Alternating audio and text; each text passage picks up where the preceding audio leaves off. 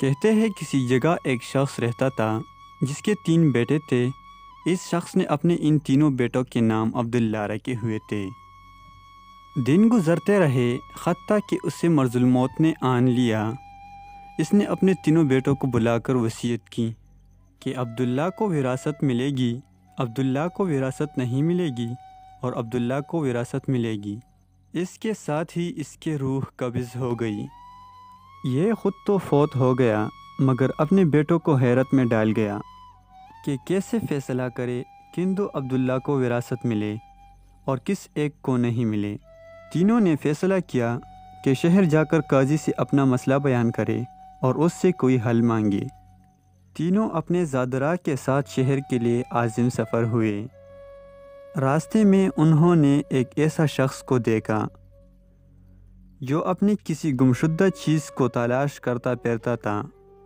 ان بھائیوں کے پوچھنے پر اس نے بتایا کہ اس کی اونٹنی گم ہو گئی ہے جسے وہ تلاش کرتا پھر رہا ہے۔ ایک عبداللہ نے پوچھا، کیا تیری اونٹنی ایک آنکھ سے کانی تھی؟ اس آدمی نے کہا، ہاں ہاں ایسا ہی تھا۔ دوسرے عبداللہ نے پوچھا، کیا تیری اونٹنی ایک ٹانگ سے لنگڑی تھی؟ تو اس آدمی نے جلدی سے کہا، بالکل صحیح، میری اونٹنی واقعی ایک ٹانگ سے لنگڑی تھی۔ تیسرے عبداللہ نے اونٹنی کی مالک سے پوچھا، کیا تیری اونٹنی کی دم کٹی ہوئی تھی؟ تو اس نے خوشی سے کہا، بالکل ٹھیک، میری اونٹنی کی دم کٹی ہوئی تھی، بس اب جلدی سے بتا دو میری اونٹنی کہاں ہے؟ تینوں عبداللہ نے مل کر جواب دیا، بخدا ہمیں آپ کی اونٹنی کے بارے میں کوئی علم نہیں، ہم نے انہیں ہرگز نہیں دیکھا۔ اونٹنی کا مالک ان کی یہ بات سن کر غصے سے پاگل ہو گیا۔ اس نے فیصلہ کیا کہ ان تینوں کو کھینچ کر قاضی کے پاس لے جائے گا۔ اسے پورا یقین تھا کہ اس کی اونٹنی کو یہ تینوں ذبح کر کے کھا چکے ہیں اور اب اپنی جرم کو چھپانے کے لیے جھوٹ بول رہے ہیں۔ اونٹنی والے نے اپنا ارادہ بتایا تو انہوں نے کہا، ہمیں کوئی اعتراض نہیں، کیونکہ ہم خود قاضی کے پاس ہی جا رہے ہیں۔ جب یہ چاروں قاضی کے پاس پہنچے تو اونٹنی والے نے قاضی سے اپنا قصہ بیان کیا۔ قاضی نے ان تینوں سے کہا، جس طرح تم تینوں نے اونٹنی کی نشانی بتائی ہے، اس کا ایک ہی نتیجہ نکلتا ہے کہ اونٹنی تم تینوں کے پاس ہے۔ بہتر ہے کہ تم اپنے جرم کا اعتراف کر لو۔ پہلے نے کہا، جناب عالی، ہم نے اونٹنی تو نہیں دیکھی تھی، ہاں البتہ اونٹنی کے آثار ضرور دیکھے تھے۔ جب میں نے اسے کہا تھا کہ تیرے اونٹنی ایک آنکھ سے کانی ہے تو میں نے دیکھا تھا کہ راستے کے ایک طرف کا گھاس تو خوب چرا ہوا تھا، مگر دوسری طرف کا ویسے ہی بامان موجود تھا۔ اس کا ایک ہی مطلب تھا کہ اس شخص کی اونٹنی ایک آنکھ سے کانی رہی ہوگی۔ دوسرے عبداللہ نے کہا، میں نے دیکھا تھا کہ راستے میں 3 قدم تو گہرے لگے ہوئے ہیں، جبکہ چوتھا قدم زمین پر معمولی پڑا ہوا تھا، جس کا مطلب بس اتنا ہی بنتا تھا کہ یہ جانور لنگڑا بھی تھا۔ تیسرے عبداللہ نے کہا، اونٹ جب راہ چلتے ہوئے اپنا گوبر گراتے ہیں تو دم سے ادھر ادھر بکھیرتے ہیں، جبکہ ہم جس راہ سے آئے تھے وہاں پر گوبر ایک ہی لائن میں سیدھا گرا ہوا تھا، جس کا ایک ہی مطلب ہو سکتا تھا کہ اونٹنی کی دم کٹی ہوئی ہے، جو اپنا گوبر دائیں بائیں نہیں پھیلا پائی۔ قاضی نے بغیر کسی دیر کے اس آدمی کی طرف دیکھا اور کہا، تم جا سکتے ہو، تمہارے اونٹنی ان لوگوں کے پاس نہیں ہے اور نہ ہی انہوں نے اسے دیکھا ہے۔ اونٹنی والے شخص کے جانے کے بعد ان تینوں بھائیوں نے قاضی سے اپنا قصہ بیان کیا، جسے سن کر قاضی بہت حیران ہوا۔ ان تینوں سے کہا، تم آج کی رات مہمان خانے میں ٹھہرو، میں کل تمہیں سوچ کر کوئی حل بتاؤں گا۔ یہ تینوں مہمان خانے میں جا کر ٹھہرے تو انہوں نے محسوس کیا کہ ان کی نگرانی کی جا رہی ہے۔ کچھ دیر کے بعد ان کے لیے کھانا لایا گیا، جو گوشت کے پکے ہوئے سالن اور روٹیوں پر مشتمل تھا۔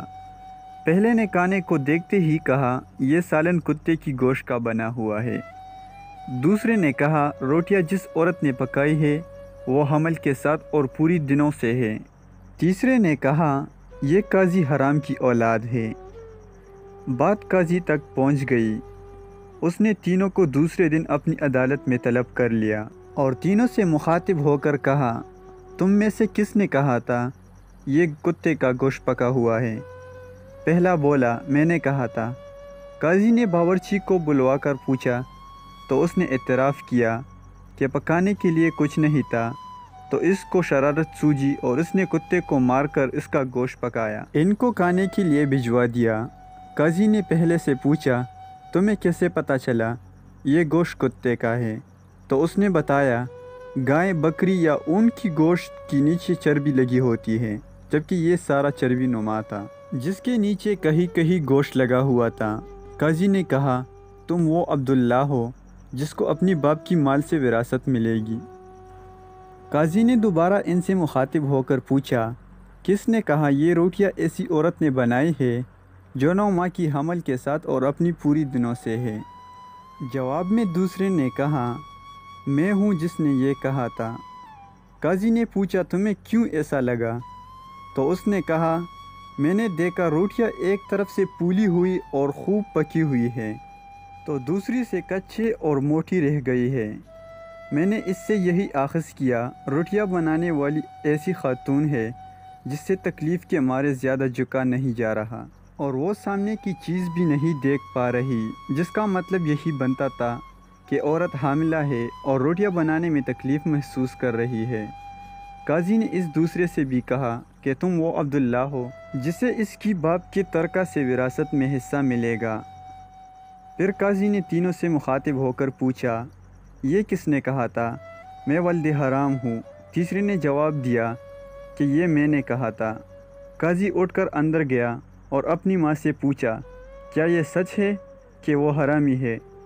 تو اس کی ماں نے کہا یہ سچ ہے کہ تم حرام کے ہو۔ قاضی نے واپس آ کر اس تیسرے عبداللہ سے پوچھا تمہیں کیسے معلوم ہوا میں حرامی ہوں؟ تو اس نے جواب دیا اگر تم حلالی ہوتے تو مہمان خانے میں ہم پر نگرانی نہ مقرر کرتے، نہ ہی کتے کا گوشت پکوا کر ہمیں کھانے کے لیے بھجواتے، اور نہ ہی کچی روٹیاں کسی مظلوم عورت سے بنوا کر ہمیں کھلواتے۔ قاضی نے اسے مخاطب کرتے ہوئے کہا تم وہ عبداللہ ہو جسے اس کے باپ کے مال سے ورثہ نہیں ملے گا۔ تیسرے نے حیرت کے ساتھ قاضی کو دیکھا اور پوچھا مگر ایسا کیوں؟ قاضی نے کہا کیونکہ ایک حرامی ہی دوسری ولد حرام کو ٹھیک ٹھیک پہچان سکتا ہے، اور تم بھی میرے طرح حرام کی اولاد ہو۔ وراثت پانے والے دونوں عبداللہ اپنی ماں کی طرف لوٹے اور دریافت کیا کہ ہمارے تیسری بھائی کا کیا ماجرا ہے؟ تو اس کی ماں نے کہا تمہارا باپ ایک بار صبح کی نماز پڑھنے کے لیے مسجد گیا تو اسے دروازے پر رکھا ہوا پایا تھا، اسے گھر لایا، اس کا نام بھی تم دونوں جیسا عبداللہ رکھا اور اس کی پرورش کی۔ جی تو ایسے ہوتی ہے عربوں کی حکایتیں جن میں حکمت کی درس بھی ہوتی ہے۔